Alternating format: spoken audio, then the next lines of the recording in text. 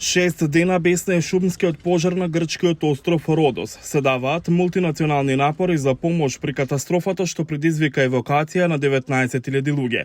Температурите кои се искачуваат до 45 степен, сувите услови и ветриштата се дополнителна опасност во Грција.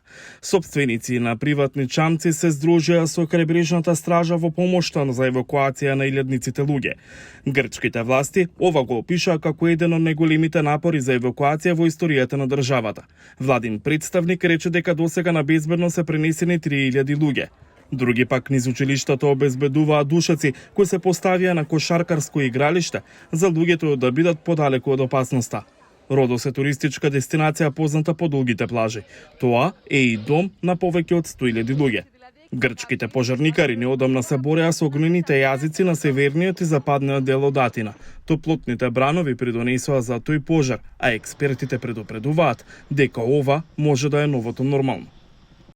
Овие настани ќе продолжат да растат во интензитет, а светот треба да се подготви за поинтензивни топлотни бранови.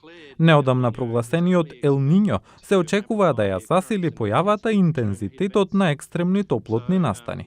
Се плашам, ова ќе има доста сериозни влијанија врз здравјето на луѓето и нивната екзистенција. Според Националната управа за океани и атмосфера, Ел Ниньо е климатски модел кој опишува затоплување на води што може да резултира со значителни промени на условите и температурата на земјата. Пожарите во близина на Атина и на островот Родос се меѓу десетиците кои грчките власти се бореле да ги стават под контрола и да не се прошират во блиските шуми.